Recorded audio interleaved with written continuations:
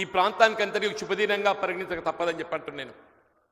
మిత్రుడు ఆది శ్రీనివాస్ గారు శాసనసభ్యుడిగా ఎంపికై తెలంగాణ రాష్ట్రం ఏర్పడ్డ గత దశాబ్ద కాలం ఏదైతే ఈ ప్రాంతం అభివృద్ధి నిర్లక్ష్యంగా ఉపయోగించబడడం జరిగిందో అవన్నీ కేవలం 10 మాసాల కాలంలోనే పూర్తి చేయబడే విధంగా, ముఖ్యంగా పేదవాడి కొంగు బంగారం, దక్షిణ కాశీగా పేరుగాంచినటువంటి వేములవాడ రాజరాజేశ్వర స్వామి దేవస్థానం విస్తరణ కొరకు ఏదైతుందో దాదాపు 200 కోట్లు ఏకమొత్తంగా మంజూరు చేయబడి వాళ్ళ గౌరవ ముఖ్యమంత్రి వర్యులు రేవంత్ రెడ్డి గారి చేతుల మీద ఏదైతే శంకుస్థాపన చేయబడ్డ సందర్భంగా నేను మిత్రుడు ఆది శ్రీనివాస్ గారిని ప్రాంత ప్రజానికానికి నేను హృదయపూర్వకంగా ధన్యవాదాలు, అభినందనలు తెలియజేస్తూ అని చెప్పి అంటున్నాను.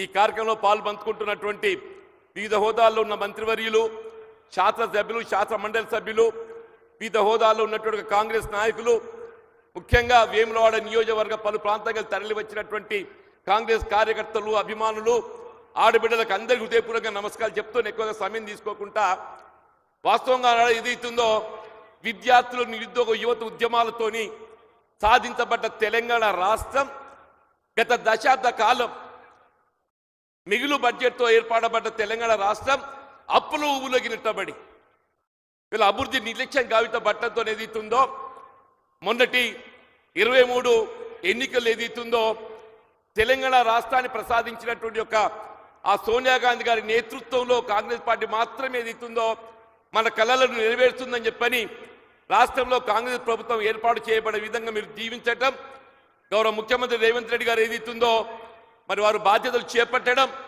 ఇప్పుడే పేర్కొన్నటువంటి యొక్క వేములవాడ దేవస్థానం అభివృద్ధితో పాటుగా చెప్పంటున్నాను. వీళ్ళ మహిళలు, ఆడబిడ్డలు ముఖ్యంగా వారికి ఏదైతుందో ఉచిత రవాణా సౌకర్యమే కానివ్వండి, 200 యూనిట్ల వరకు ఏదైతుందో ఉచిత విద్యుత్ సౌకర్యమే కానివ్వండి, గృహ అవసరాలకు 500 రూపాయలకే కుకింగ్ గ్యాస్ సరఫరా కానివ్వండి. ఇవాళ బీఆర్ఎస్ పార్టీ అంటే తెలంగాణ రాష్ట్రాన్ని పరిమితం. ఇలా భారతీయ జనతా పార్టీ జాతీయ స్థాయిలో విస్తరించబడి ఉన్నటువంటి ఒక పార్టీ. మీరు ఎక్కడైనా మీరు పాలిత రాష్ట్రాలలో మహిళలకు ఉచిత రవాణా సౌకర్యం కల్పిస్తున్నారే? మీరు ఎక్కడైనా ఏదైతుందో 200 యూనిట్లకే ఉచిత విద్యుత్ సరఫరా చేస్తున్నామని చెప్పడుతున్నాను. అట్లా ఏదైతున్నదో 500 గ్యాస్ మీరు కల్పిస్తున్నామని చెప్పడుతున్నాను. ఏవి చేయలేని వారు ఏదైతుందో వీళ్ళ కాంగ్రెస్ పార్టీ విమర్శించడానికి ప్రయత్నం చేయడం ఏదైతుందో నేను మిమ్మల్ని తీవ్రంగా ఖండిస్తున్నాను చెప్పంటున్నాను. ముఖ్యంగా రైతాంగానికి సంబంధించి వీళ్ళ గతంలో మున్నెన్నడూ లేని విధంగా అధిక స్థాయిలో దేశంలోనే ఏ రాష్ట్రంలో లేని విధంగా వరి ధాన్యం ఉత్పత్తి గావింపబడటం.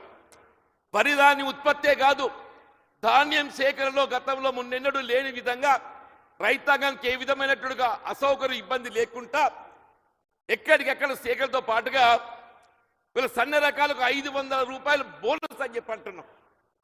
వీళ్ళ భారతీయ జనతా పార్టీ నాయకులు ఏదైతుందో మీ పాలిత రాష్ట్రాలే కానివ్వండి, బీఆర్ఎస్ పార్టీ గతంలో మీరు కూడా చెప్పారు సన్న రకాలు సాగు చేయాలని చెప్పని. ఎన్నడైనా సన్న రకాలు సాగు చేసి 1 రూపాయి బోనస్ ఇచ్చినారే? ఇవాళ ఇదే కాంగ్రెస్ ప్రభుత్వం రేవంత్ రెడ్డి గారు, ఉత్తమ్ కుమార్ రెడ్డి గారు ఏదైతున్నదో సన్న రకాలు సాగు చేస్తే మనకు 500 రూపాయల బోనస్, 2320 రూపాయల మద్దతు ధర అయితే అదనంగా 500 రూపాయలు కల్పిస్తున్నారని చెప్పంటున్నాను. దయచేసి గమనించండి.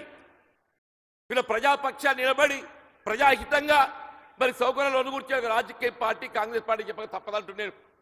నాకు తెలుసు అన్న దశాబ్ద కాలం ఏదైతుందో వీళ్ళ మధ్యమానంలో ముంపు గురైనటువంటి నిర్వాసితులకు పునరావాసం కల్పింప చేయాలి, గృహ నిర్మాణ కార్యం మంజూరు చేయాలని చెప్పి విజ్ఞప్తి చేస్తే దశాబ్ద కాలం ఆయన ముఖ్యమంత్రి కేసీఆర్ గారు ఏదైతుందో ఇదే వేములవాడ రాజన్న మెట్ల మీద నిలబడి నేను అందరికి 5,04,000 మంజూరు చేస్తానడా. 9 ఏళ్ళు పాలన చేసిండు, 10 ఏళ్ళు పాలన చేసిండు, 1 కిలో మంజూరు చేయలేదు.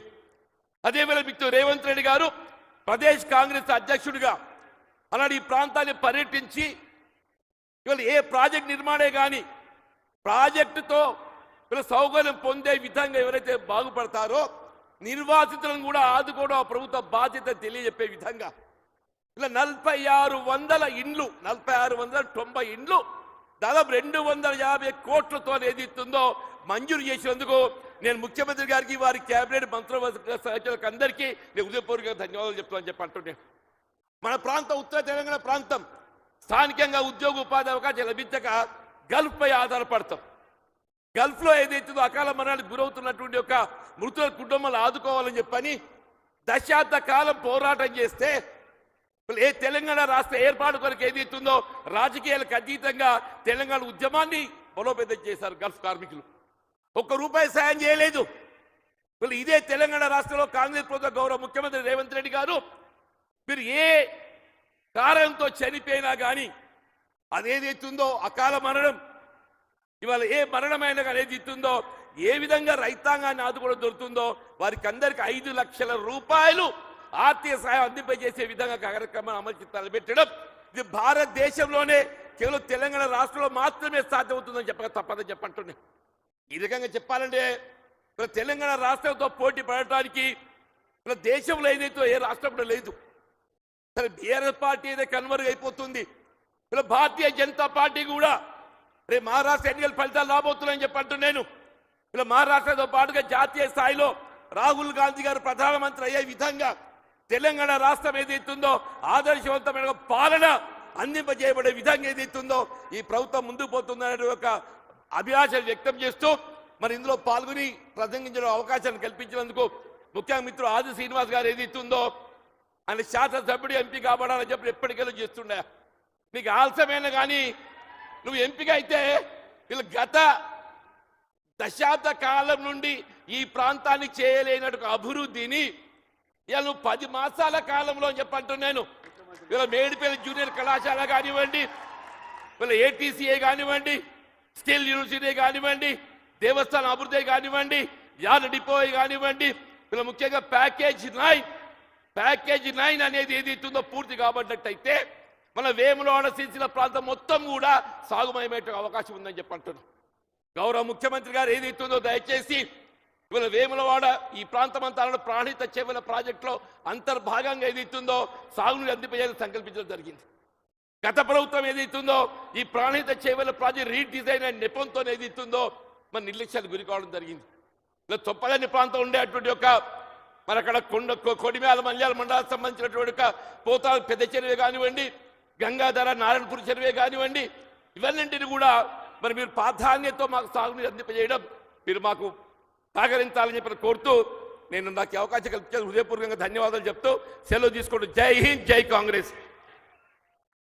ఇప్పుడు గౌరవనీయులు చేనేత జౌలి శాఖ మరియు వ్యవసాయ శాఖ మార్చులు పెద్దలు తుమ్మల నాగేశ్వరరావు గారిని గౌరవ మంత్రివర్యులు